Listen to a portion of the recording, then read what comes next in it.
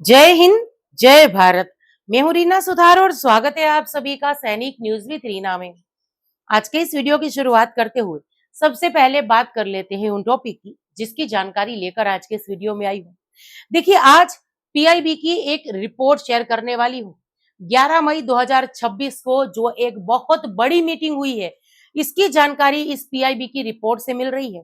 अब इस मीटिंग में 100% पेंशन मिलनी चाहिए फैमिली पेंशनर्स को, इस मुद्दे पर चर्चा हुई है।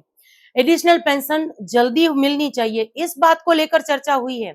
ये और उसके साथ साथ कुछ 28 मुद्दे थे जिस पर विस्तार से इस मीटिंग में चर्चा हुई है। तो चलिए आज की इस वीडियो के माध्यम से इन सभी मुद्दों पर बात करते हैं। ये और इसके साथ साथ कुछ कमेंट्स मैंने शामिल किए हैं जिनके माध्यम से हमारे पेंशनर्स और फैमिली पेंशनर्स ने अपनी पेंशन संबंधी समस्याओं को शेयर किया है। तो आज के इस वीडियो में आगे बढ़ते हुए आप सभी से निवेदन है कि वीडियो में अंत तक बने रहिएगा। इस चैनल के माध्यम से दी गई जानकारी अगर आप सभी लोगों के लिए यूजफुल रह रही है तो लाइक और शेयर कर दीजिएगा। इस वीडियो को हाइप करके हर एक कर्मचारी पेंशनर्स तक इस वीडियो की जानकारी पहुंचाइएगा। आप चाहें तो चैनल को ज्वाइन कर सकते हैं, लेकिन अगर सब्सक्राइब नहीं किया है तो जल्दी से पहले चैनल को सब्सक्राइब करके नोटिफिकेशन ऑन करके फिर वीडियो को देखना कंटिन्यू करिए। इसी के साथ आज के इस वीडियो की शुरुआत करते हुए बात करते हैं पीआईबी की इस रिपोर्ट की। अब इससे पहले ये समझ लेते हैं कि ये पीआईबी की रिपोर्ट कब आई है। देखिए, 11 मई 2026 को एक बहुत बड़ी मीटिंग होने वाली थी न्यू दिल्ली में, जिसकी जानकारी इस चैनल के माध्यम से या कहूँ कि वीडियो के माध्यम से आप सभी लोगों को मिल ही गई होगी, क्योंकि हमने विस्तार से उसके बारे में बात की थी। कैबिनेट सचिव की अध्यक्षता में जो ये बहुत बड़ी मीटिंग मानी जा रही थी, ये अपने आप में बेहद ही खास थी। अब ये क्यों खास थी उसके बारे में भी इस वीडियो में बात करेंगे आगे। ये पूरा पीआईबी की रिपोर्ट भी मैं शेयर करूंगी, लेकिन अभी तक देखिए इस मीटिंग की जो मिनट्स हैं, यानी इस मीटिंग में जो कुछ 28 मुद्दों पर चर्चा हुई है, वो 28 मुद्दे कौन से थे, हालांकि अभी इसको लेकर जानकारी नहीं आई है, लेकिन आने वाले दिनों में विस्तार से इसके बारे में जब अपडेट आएगी तो हम एक एक करके उन सभी 28 मुद्दों को समझेंगे। लेकिन अभी सोशल मीडिया के माध्यम से भी जो जानकारी मिल रही है उसकी अगर बात करें तो इस मीटिंग में देखिए जिसकी अध्यक्षता खुद कैबिनेट सचिव ने की थी, और देखिए यहाँ पर पीआईबी की रिपोर्ट में भी इसको क्या लिखा गया है कि जेसीएम की राष्ट्रीय परिषद की 49th बैठक आज दोपहर 3 बजे सेवा तीर्थ के कॉन्फ्रेंस हॉल में आयोजित की गई थी। बैठक की अध्यक्षता कैबिनेट सचिव ने की थी। इस बैठक में कर्मचारी पक्ष के नेता श्री राघवैया जी और कर्मचारी पक्ष के सचिव श्री शिव गोपाल मिश्रा के साथ साथ कर्मचारी पक्ष के कुछ 28 अन्य प्रतिनिधियों ने भाग लिया था। सरकारी पक्ष का प्रतिनिधित्व प्रमुख मंत्रालयों और विभागों के सचिवों तथा वरिष्ठ अधिकारियों ने किया, जिनमें सचिव कार्मिक और अव्यय विभाग के सचिव भी शामिल थे। तो अपने आप में क्योंकि इतने अलग अलग मंत्रालयों के, इतने महत्वपूर्ण मंत्रालयों के सचिव भी इसमें हाजिर थे, तो अपने आप में ये मीटिंग जो है बेहद ही खास हो जाती है। आगे देखिए, बैठक की शुरुआत में अध्यक्ष ने सभी प्रतिभागियों का स्वागत किया और सदस्यों विशेष रूप से कर्मचारी पक्ष को जो जेसीएम योजना के 60 गौरवशाली वर्ष पूरे होने पर बधाई दी। उन्होंने कहा कि यह योजना 1966 में शुरू की गई थी और वर्ष 2026 में अपना हीरक जयंती वर्ष मना रही है। कुछ इस तरीके से बधाई देने के साथ इस मीटिंग्स की शुरुआत हुई। इसके बाद देखिए जेसीएम तंत्र के महत्व की जानकारी देते हुए भी आगे अध्यक्ष श्री ने जो है बहुत सारे शब्द कहे, और फिर आगे देखिए इसके अतिरिक्त यह भी बताया कि ये राष्ट्रीय परिषद की बैठक कैबिनेट सचिव की अध्यक्षता में कर्मचारी पक्ष और सरकारी पक्ष दोनों के प्रतिनिधियों की उपस्थिति में आयोजित की जाती है। कुल इस तरीके से इसके बारे में बात हुई है, लेकिन जैसे कि मैंने अभी कहा कि पीआईबी की रिपोर्ट से यही पता चल रहा है। आगे बढ़ते हुए हम ये जानते हैं कि इसमें देखिए इस बैठक का मुख्य विवरण देख लेते हैं। तो देखिए, राष्ट्रीय परिषद जेसीएम की ये 49वीं बैठक थी। अध्यक्षता इसकी की है कैबिनेट सचिव ने। 11 मई 2026 दोपहर 3 बजे से ये मीटिंग जो है शुरू हुई थी। सेवा तीर्थ का कॉन्फ्रेंस हॉल इसकी जगह था। अब कर्मचारी पक्ष के नेता जो हैं श्री राघवैया, सचिव श्री शिव गोपाल मिश्रा, जैसे कि अभी हमने बात की, इसके साथ साथ अन्य 28 प्रतिनिधि जो है वहां पर मौजूद थे। और यहाँ पर यह सारी बात जानकारी तो हम शेयर कर ही चुके हैं कि हीरक जयंती मनाई है जेसीएम की स्टाफ साइड की, जो उनको 60 साल पूरे हुए हैं उसकी। उसके बाद देखिए एजेंडा और चर्चा की अगर बात करें तो इस मीटिंग्स में एजेंडा क्या थे उसके बारे में भी बात करते चले। देखिए, बैठक के दौरान कर्मचारी पक्ष द्वारा पेश किए गए 24 एजेंडा बिंदुओं पर विस्तार से चर्चा की गई। इन बिंदुओं पर सकारात्मक और रचनात्मक बातचीत हुई ताकि कर्मचारियों के हित में समाधान निकाला जा सके। अब कई मुद्दे पहले से ही संबंधित मंत्रालयों के सक्रिय विचाराधीन है। अब ये मुद्दे कौन से हैं, अगर इसके बारे में बात करूं तो देखिए, एडिशनल पेंशन का जो मुद्दा है ये सबसे बड़ा मुद्दा रहा। जैसे कि सोशल मीडिया के माध्यम से जानकारी मिल रही है। हालांकि इस मीटिंग में हमारी जो फैमिली पेंशनर्स हैं, उनकी पेंशन 100% होनी चाहिए, इस मुद्दे पर भी बातचीत हुई है। ऐसी जानकारी सोशल मीडिया के माध्यम से मिली है। अभी कोई आधिकारिक जानकारी इसको लेकर नहीं आई है, लेकिन आने वाले दिनों में यानी 1-2 दिन में इस मीटिंग्स में क्या-क्या डिस्कस हुआ उसके बारे में विस्तार से जानकारी शेयर होगी, तब हम इसके बारे में बात करेंगे। लेकिन देखिए, एडिशनल पेंशन जो है वो 65 साल से शुरू होनी चाहिए। इस बात पर यहाँ पर जोर दिया गया है। उम्मीद करते हैं कि केंद्र सरकार की तरफ से 8वें वेतन आयोग में इस पर कुछ सही कदम या अच्छे कदम जरूर से उठाए जाएंगे। तो चलिए, इसी के साथ वीडियो में आगे बढ़ते हुए कुछ कमेंट्स देख लेते हैं। देखिए, हमारे पेंशनर्स जो हमेशा कमेंट्स करते हैं और ऐसे हमारे पेंशनर्स और फैमिली पेंशनर्स के वेलफेयर के मुद्दों को लेकर बात करते हैं जो सभी के लिए काफी उपयोगी होते हैं। उनके कमेंट्स हमें प्रोत्साहित करते हैं बेहतर से बेहतर काम करने के लिए। तो आज देखिए, हमारे इन साहब ने क्या कमेंट किया है। ये लिख रहे हैं कि जय हिंद मैम जी, जहां तक मुझे मालूम है एजीआई फंड रिटायर्ड पर्सन को एज 75 या रिटायरमेंट की 30 साल तक इंश्योरेंस कवर होता है। क्या ये सही है? अगर सही है तो ऑफिसर्स, जेसीओस, जवान्स को कितना क्लेम होता है और क्या ये सिर्फ एक्सीडेंटल केस पर ही क्लेम होता है? प्लीज इसके बारे में डिटेल से जानकारी शेयर करिएगा। तो चलिए, इस कमेंट्स को हम डिटेल से समझते हैं।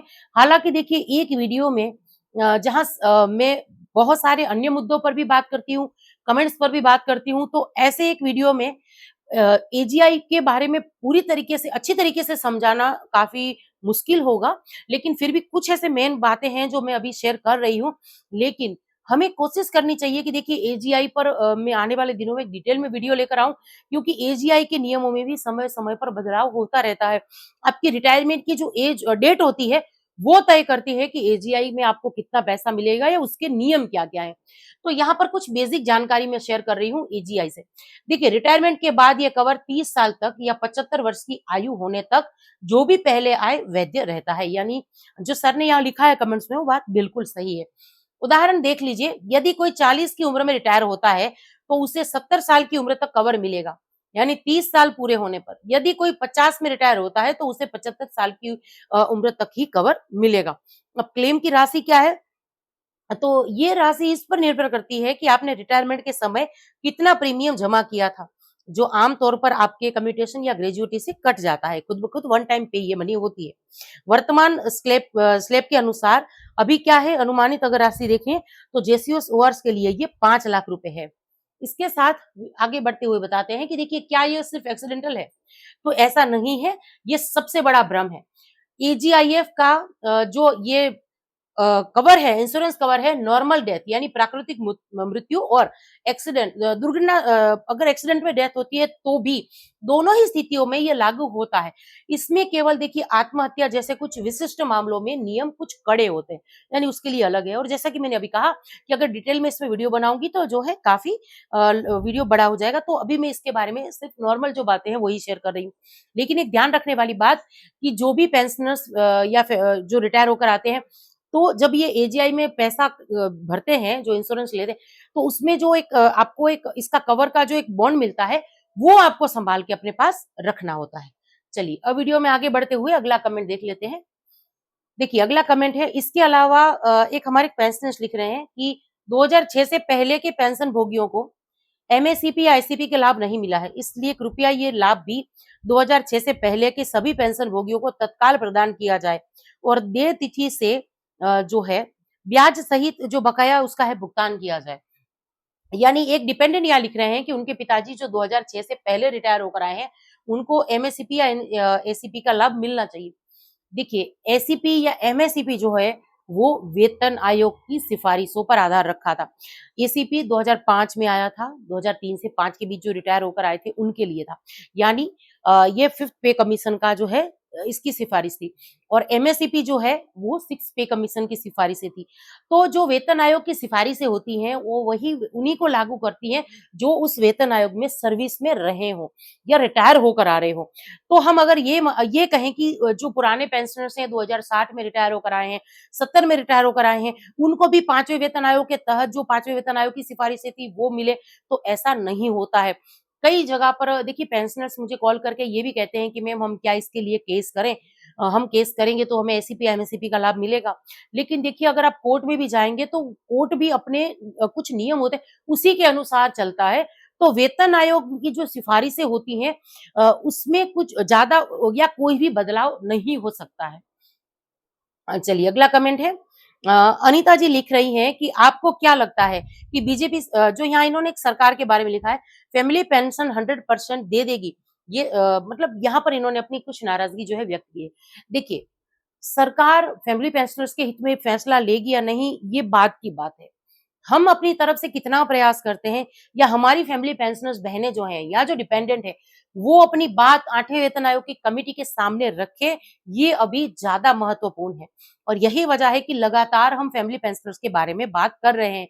आप देखिए कल की मीटिंग की जो मैंने जानकारी शेयर की आज के इस वीडियो की शुरुआत में, मैंने क्लियर ये कहा कि 11 मई को जो मीटिंग हुई है, जो कैबिनेट सचिव की अध्यक्षता में हुई है, बहुत बड़ी मीटिंग मानी जा रही है अपने आप में, क्योंकि ये मीटिंग पूरे 5 साल के बाद हुई है।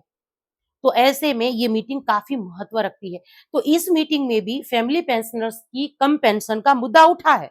यहाँ पर साफ तौर पर कहा गया है कि फैमिली पेंशनर्स की पेंशन 100% होनी चाहिए। यानी एक सर्विस पेंशनर्स के बराबर उनकी पेंशन होनी चाहिए। तो कहीं न कहीं देखिए ये माँग सरकार के सामने भी रखी जा रही है, वेतन आयोग की कमिटी के सामने भी रखी जा रही है। ऐसे में हम उम्मीद कर सकते हैं कि कुछ पॉजिटिव रिस्पॉन्स जो है या निर्णय जो है केंद्र सरकार या 8वें वेतन आयोग के द्वारा ज़रूर से लिया जाएगा। चलिए, अब वीडियो में आगे बढ़ते देख लेते हैं। एक लिख रहे हैं कि मैम जी जेसीओ रैंक को ओआरओपी कब मिलेगा? देखिए जेसीओस रैंक के साथ ओआरओपी में काफ़ी भेदभाव हुआ है। ओआरओपी 2 से हम देखते आए हैं कि जेसीओस रैंक की पेंशन में कोई भी बढ़ोतरी नहीं हुई है।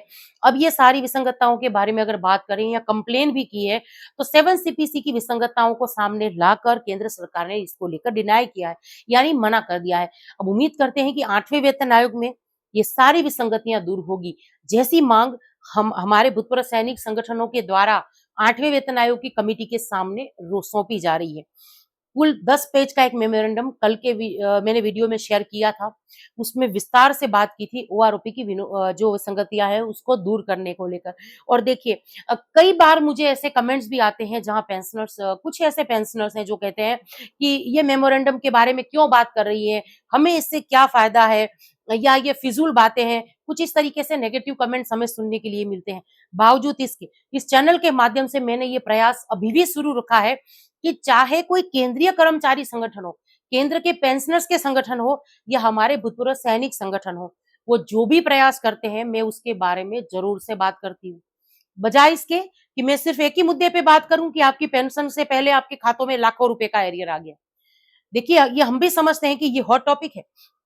अगर वीडियो के थंबनेल में आपने ये देख लिया, जहाँ पर मैं ये कह रही हूँ कि पेंशन से पहले आपके खातों में लाखों रुपए का एरियर आया, तो हर कोई ये वीडियो देखना चाहेगा।